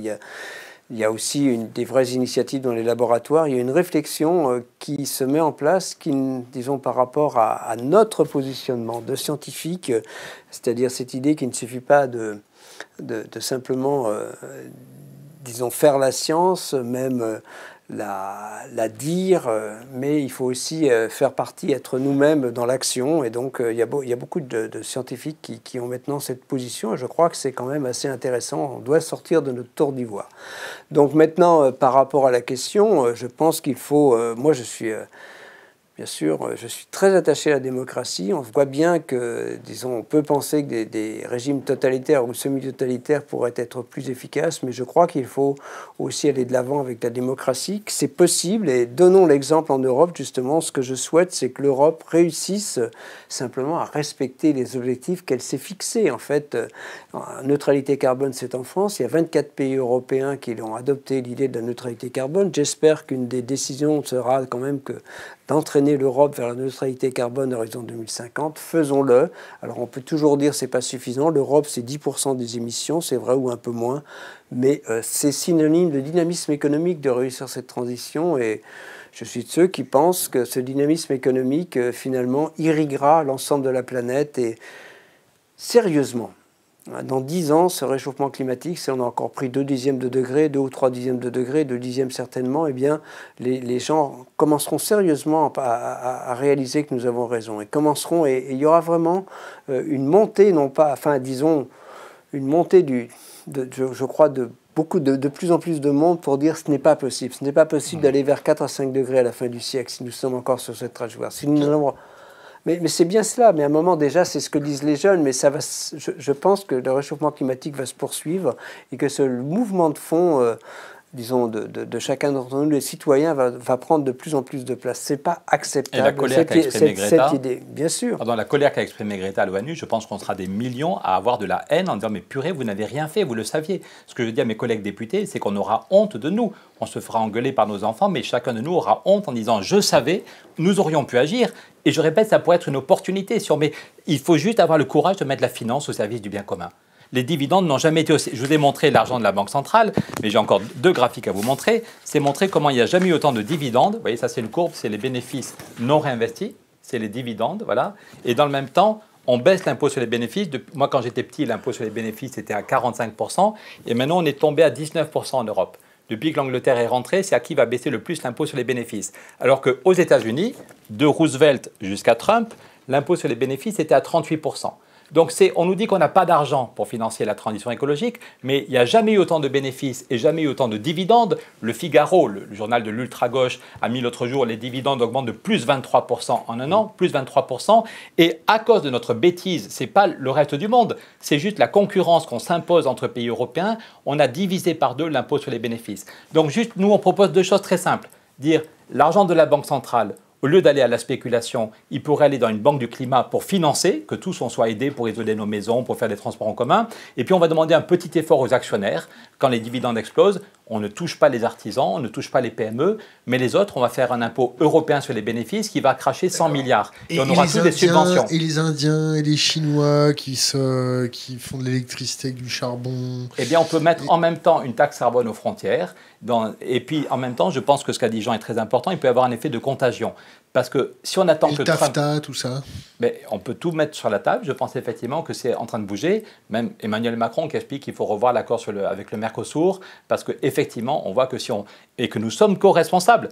C'est aussi quand, moi je répète, comme bon béarnais, j'aime bien le jambon de Bayonne, mais les cochons nourris en France c'est souvent avec des protéines qui viennent de la déforestation du Brésil. Donc évidemment, Bolsonaro, il n'y a pas de mot poli pour dire ce que je peux penser de ce monsieur, mais c'est nous aussi qui sommes responsables il y a des bateaux qui traversent l'Atlantique pour venir nourrir nos cochons et nos vaches. Donc est-ce qu'on est capable, nous aussi, de se dire « je ne suis pas obligé de manger de la viande ou du poisson tous les jours, je peux être en pleine forme en mangeant moins de viande, on peut avoir des protéines sur le territoire européen et ne pas les importer, on peut avoir un fonds qui aide à la reforestation. Je répète, l'Europe est la première puissance économique et financière mondiale. On pourrait se dire qu'on change nos modes de vie, qu'on met de l'argent pour financer la transition en Europe, qu'on a un vrai plan Marshall pour l'Afrique, et je pense qu'il peut y avoir un effet domino. Je suis persuadé que si l'Europe se donne les moyens de gagner la bataille du climat, le Japon pourra faire pareil peut-être 1 an plus tard.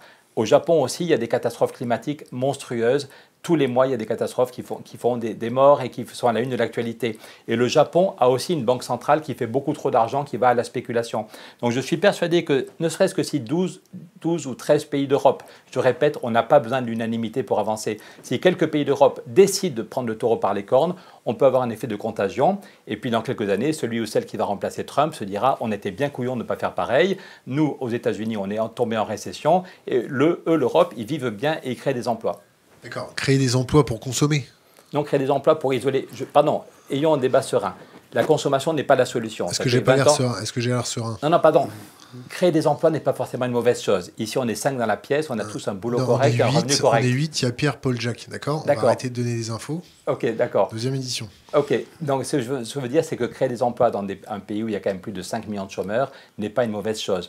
Créer des emplois, autant je ne crois pas au fait qu'il faille compter sur la croissance pour sortir de la crise. Ça fait 20 ans qu'on écrit que la croissance n'est pas la solution, que ça devient une partie du problème. Mais par contre, effectivement, si on veut isoler toutes les maisons, si on veut isoler tous les bâtiments publics, si on veut développer des transports en commun, eh bien, je pense qu'on va créer des emplois et c'est plutôt une bonne chose. C'est pour refaire la même chose. Mais non, pardon, c'est pour changer radicalement. On va diviser par 4 notre production de... Jean l'a souligné. C'est-à-dire que le changement de paradigme, vous l'impulsez comment? Parce que là, à vous écouter, bon, Jean un peu moins, mais à t'écouter, c'est faire la même chose. Mais pas du tout, pardon. On va isoler, on va créer de l'emploi, on va avoir notre croissance verte. Mais quand j'explique qu'il faut aussi de la sobriété, quand j'explique qu'il faut changer mon mode d'alimentation, quand il faut changer de mode d'agriculture, c'est tout qu'il faut revoir. Je dois manger moins de viande et la viande doit être produite autrement. Je me fais l'avocat du diable exprès. En quelques décennies, on a divisé par 3 la consommation de vin, mais on fait du vin de meilleure qualité et les gens ils vivent quand même correctement de leur travail. Est-ce qu'on est capable de transformer, effectivement, de choisir un modèle de sobriété où on consomme moins, où on n'est pas poussé, on met fin à l'obsolescence programmée, qu'on consomme beaucoup moins et que ce qu'on consomme est produit autrement. On aura quand même besoin d'énergie. Toi et moi, on a besoin de se déplacer. Mais est-ce qu'a priori, on se déplace à vélo ou à pied ou en transport en commun et que les fois où quand même, tous, parfois, on aura besoin d'une voiture, est-ce que l'Europe a inventé une voiture qui consomme beaucoup moins et qui consomme des renouvelables? On a mis des milliards pour faire Airbus et c'est un succès. On a mis des milliards pour faire Ariane. Est-ce qu'on est capable d'inventer un ordinateur? Tu as devant les yeux un ordinateur. Est-ce qu'on est capable d'inventer un ordinateur qui va consommer moins ou une voiture qui va consommer moins? D'accord. On connaît le principe de l'effet rebond. C'est-à-dire qu'on fait des trucs qui consomment moins, tout le monde l'achète et comme ça, tout le monde consomme plus. Pas forcément, parce qu'en même temps, tu augmentes le prix du carbone. Autant si ton seul levier c'est d'augmenter le prix de l'essence, tu auras des millions de gilets jaunes. Si aujourd'hui la seule solution c'est la taxe carbone, tous ceux qui n'ont pas 1 euro d'économie, tous ceux qui sont dans le rouge mais qui ont besoin de leur voiture vont gueuler et on les comprend. Par contre, si tu commences par faire de l'efficacité, si tu commences par isoler les maisons, mettre en place des transports en commun et que tout le monde a compris que le problème du climat est sérieux et que ce n'est pas la lubie de quelques... Tu peux dire on augmente le prix du carbone régulièrement. Une question pour Jean Jouzel. Est-ce que c'est vrai que l'ensemble du système solaire se réchauffe? Bon, alors là, j'ai pas... Non, pas vrai. Enfin, il n'y a pas de preuve que l'ensemble du système solaire se réchauffe. Non, disons là, en tout cas, le soleil, il n'y a pas une augmentation de l'activité solaire, l'activité du soleil actuellement. Il y a des faibles variabilités et ça ne joue que pour, au niveau de la Terre, que pour 1/10 de degré. Donc, non, je ne crois pas. Il n'y a pas cette... Une autre question pour Jean. Est-ce que la géo-ingénierie, c'est une solution? Alors, je vais essayer de dire... ma réponse est non. Alors, pourquoi? Je vais essayer d'expliquer pourquoi. Je pense que c'est principalement une raison éthique. Donc, la géo-ingénierie, par exemple, ça pourrait consister à envoyer des aérosols. En fait, à chaque grand volcan, il y a, disons, un refroidissement qui dure à peu près... disons 2 ou 3 ans, de quelques dizaines de degrés. Donc l'idée, une des idées phares de la géo-ingénierie, dont on parle le plus, c'est justement de jouer les apprentis volcanologues, c'est-à-dire d'envoyer les aérosols à une altitude d'une dizaine de kilomètres, et effectivement, disons que ces aérosols pourraient jouer le rôle que jouent les aérosols volcaniques de limiter le réchauffement. Admettons que alors il y a 2 aspects qui sont pour le premier aspect, c'est qu'il y a des risques d'effets secondaires sur les précipitations, sur le cycle de l'ozone, qui sont non négligeables et non maîtrisés. Donc, disons, si on réussissait à limiter le réchauffement climatique, mais à détériorer d'autres caractéristiques du climat ou de l'environnement, ça ne sera pas terrible. Mais surtout, si on veut, disons, contrer l'augmentation du gaz carbonique et de l'effet de serre, eh bien, il faut augmenter la dose chaque année.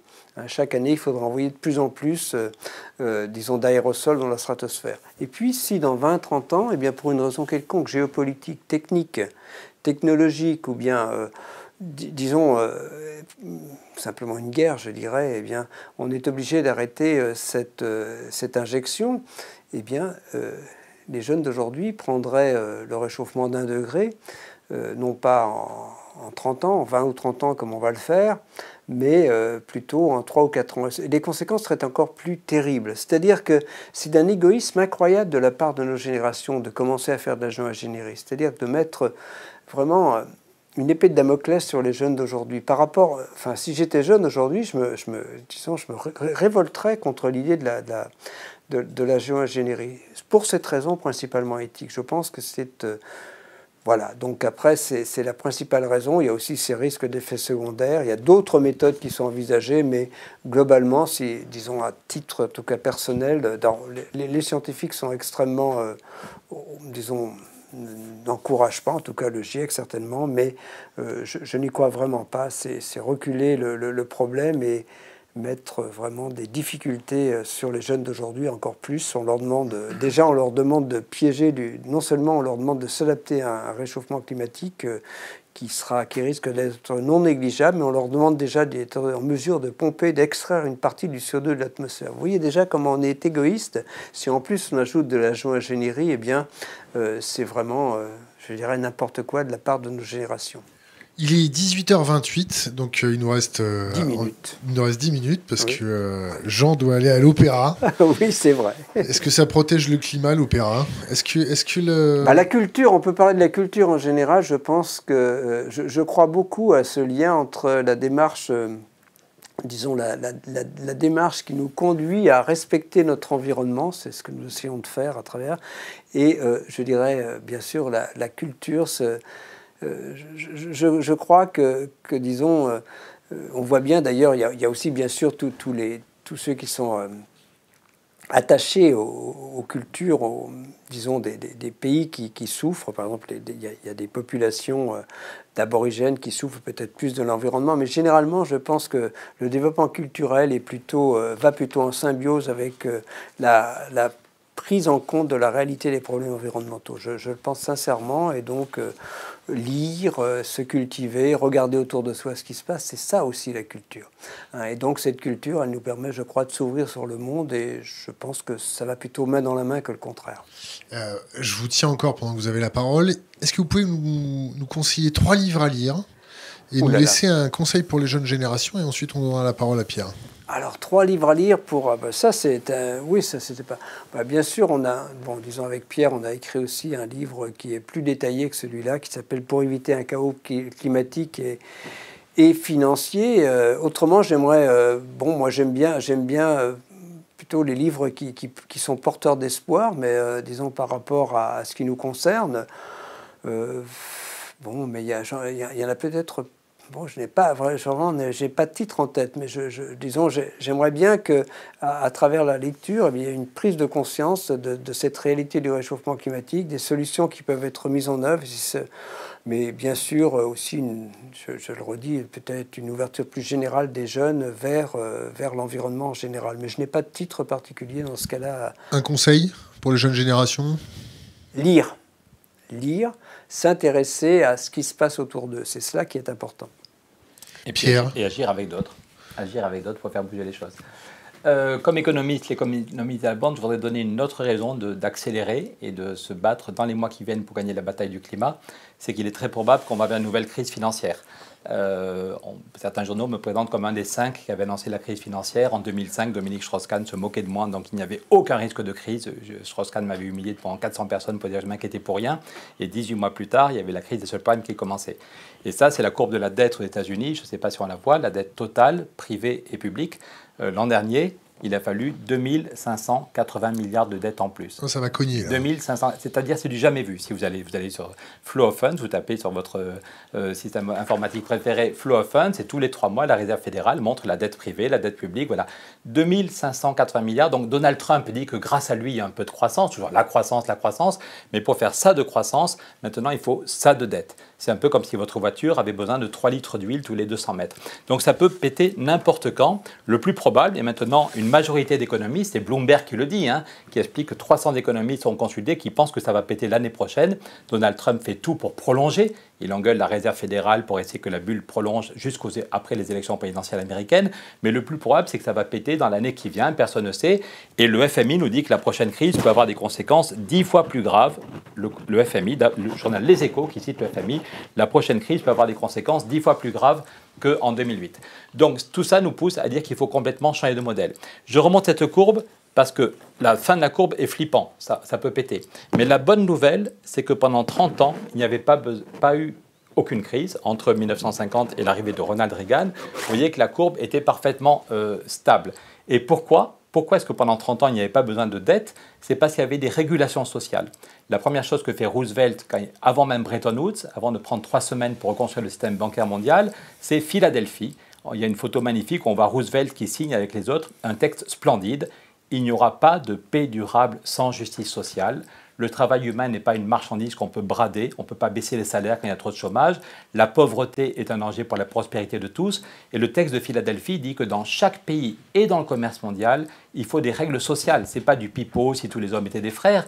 Tous ceux qui avaient connu la crise de 29 disent que dans chaque pays et dans le commerce mondial, il faut des règles sur le salaire minimum, sur le temps de travail, sur les cotisations pour payer la sécurité sociale. Et pendant 30 ans, tant qu'on tenait bon sur Philadelphie, ceux qui allaient au salaire étaient corrects et on n'avait pas besoin de dette. Et puis Ronald Reagan arrive, on explique que tout ça c'est de la foutaise, c'est un système soviétique, et dans tous les pays on commence à précariser le marché du travail, et dans tous les pays ce qui va au salaire diminue. La courbe en rouge, c'est pour les 15 pays les plus importants de la planète. On voit que ce qui va au salaire diminue chaque année par rapport à ce qui va au bénéfice. Et ce qu'on ne donne pas par le salaire, on le donne par la dette. Et c'est comme ça qu'on voit qu'on a besoin de toujours plus de dettes. Donc si j'ai montré cette courbe, c'est pour dire premièrement, la question du climat en tant que telle, il y a une urgence. On n'a plus que quelques années pour agir. Mais il y a un risque que la crise financière explose dans 6 mois ou dans 8 mois et que de nouveau, les politiques oublient la question du climat. Donc c'est pour ça qu'il faut se dire, nous à Bruxelles, avec des copains, des ONG, maintenant on se voit toutes les semaines, des élus de plusieurs bords politiques, des ONG, des experts, et on s'est mis en mode commando. On veut gagner dans les 6 mois qui viennent parce qu'il y a vraiment un risque que sur le climat, ce soit trop tard et que la crise financière nous fasse tout bouffer. Mais la bonne nouvelle, c'est que la justice sociale, c'est la solution. Certains voudraient nous dire que la justice sociale, c'est un luxe auquel il faut renoncer. Mais tant qu'on tenait bon sur la justice sociale, pendant 30 ans, jusqu'à l'arrivée des libéraux au pouvoir... 3 bouquins et un conseil. Les 3 bouquins, il y a un bouquin qui est passionnant. Donc, le petit bouquin qu'on a fait avec Jean et Anne Essel, honnêtement, est très intéressant et j'ai 0 centime de droit d'auteur. Donc, franchement, tout le monde nous dit qu'il est intéressant. Il y a un bouquin, je suis fatigué, c'est Perdre la Terre, je crois. C'est un bouquin qui est traduit de l'américain, qui montre comment les lobbies, comment en 79, on savait déjà qu'il y avait un consensus de tous les scientifiques sur la réalité du dérèglement climatique. C'est quoi Perdre la Terre, c'est vraiment passionnant. C'est juste flippant de voir le poids des lobbies. Et je finis là-dessus sur le fait qu'il faut vraiment un lobby citoyen. C'est vraiment ce qui me réveille la nuit, c'est comment est-ce qu'on donne du courage aux citoyens pour pousser à l'action. Quand Nicolas Hulot démissionne, il y a 1 an, il dit il y a une inertie du pouvoir. Il dit ma relation avec Emmanuel Macron est bonne humainement, mais manifestement ce gouvernement n'a pas compris le problème climatique. Et puis il dit il y a des lobbies qui ne veulent pas qu'on agisse. Il y a des gens qui veulent vendre du pétrole, il y a des gens qui veulent vendre des voitures, même si elles polluent. Voilà, ils sont notés, leurs stock options dépendent. Voilà. Donc face à ces lobbies qui bloquent toute évolution, je crois qu'il faut qu'il y ait un lobby citoyen très très fort. Je le dis, cette campagne qui a été lancée par les ONG, il faut vraiment qu'on soit un maximum de gens à dire aux députés, aux politiques, on arrête les discours et maintenant on passe à l'action. C'est à l'Europe d'inventer un nouveau modèle beaucoup plus équilibré. Et le bouquin, le Conseil pour les jeunes générations, c'était ça? C'était passer à l'action, sinon il y a de quoi déprimer. Parfait. Et dans 10 ans, on se dira on a été nuls et on s'engueulera entre nous. Par contre, une action joyeuse, j'étais encore avec Adélaïde il y a 3 jours à Bruxelles, ça peut rendre vraiment joyeux d'agir. Pierre, commence pas à me voler le micro parce que tu sais que j'aime pas ça. J'arrête. Un mot sur le nucléaire, vous deux, Jean, pour ou contre le nucléaire? Non, je ne suis pas contre le nucléaire, puisque d'abord je suis depuis 51 ans au CEA, donc je n'y serais pas si j'étais contre le nucléaire. Mais il faut bien voir que le nucléaire a sa place dans le mix énergétique, mais je crois beaucoup au développement des renouvelables quand on se place à l'échelle planétaire. Ça, c'est bien clair. Quand on regarde le système énergétique à horizon 2050, on pourrait avoir au moins 50% de l'énergie. Quand on parle de l'énergie, électricité, disons électricité, mobilité et chaleur, eh bien, il faut absolument, disons, au niveau planétaire, c'est vraiment les renouvelables qui sont, je crois, l'espoir et le développement doit se faire. Le nucléaire sera forcément limité, mais je ne suis pas du tout anti-nucléaire, je crois. J'ai dit qu'en France, j'étais rapporteur de la loi au titre du CESE de la loi sur disons, la transition énergétique pour la croissance verte. Et nous avons dit dans cet avis avec disons, Madame Hénard, donc ce rapport du CESE que, disons, il nous semblait équilibré au niveau de la France, c'est-à-dire de faire une place aux renouvelables. Et voilà, donc mais je ne crois pas non plus à la fin du nucléaire, et le nucléaire va continuer à se développer dans certains pays, c'est très clair. Pierre, 35 secondes sur le nucléaire. Mon père était responsable d'EDF et nous expliquait que le nucléaire était vraiment pas cher, qu'il était vraiment sûr et que les renouvelables étaient très chers et n'étaient pas sûrs. C'était il y a 30 ans et il avait raison. Mais maintenant, les courbes se sont inversées. Grâce à tous ceux qui travaillent sur les renouvelables, le coût des énergies renouvelables a beaucoup baissé, le coût du stockage des renouvelables a beaucoup baissé, que ce soit dans des batteries ou alors au Danemark, quand vous avez beaucoup d'énergie éolienne, on utilise l'électricité pour faire remonter l'eau dans les barrages et on fera tomber l'eau quand on en aura besoin. Et puis on a encore vu il y a quelques jours comment le système en Angleterre, EDF vient d'annoncer que ça allait coûter encore 2 milliards de plus et qu'on allait prendre 2 ans. Donc je pense qu'il faut que ce qu'a dit Jean tout à l'heure, c'est l'essentiel, c'est l'efficacité, la sobriété, consommer beaucoup moins d'énergie et que ce soit pour l'essentiel des énergies renouvelables. Donc chez 18h38, c'était un peu court parce que Jean doit aller à l'opéra. Il y a plein de questions qui sont restées en suspens. La communauté nous le fait remarquer, donc il va falloir revenir. D'accord. Et on vous souhaite une excellente soirée. Et un bon courage. Merci, à bientôt. J'ai le droit de dire mon espoir quand même que cette convention citoyenne qui commence dans quelques jours au Conseil économique, social et environnemental, qu'elle porte quand même, j'espère, je veux bien revenir dans quelques mois avec, j'espère, des mots d'espoir, parce que les citoyens, chacun d'entre nous, on a aussi notre rôle à jouer, c'est ça, et j'espère que c'est ce qui va sortir de cette convention citoyenne pour le climat. Jean Jouzel, Pierre Laroutourou, merci. Merci Bertrand. Merci Bertrand.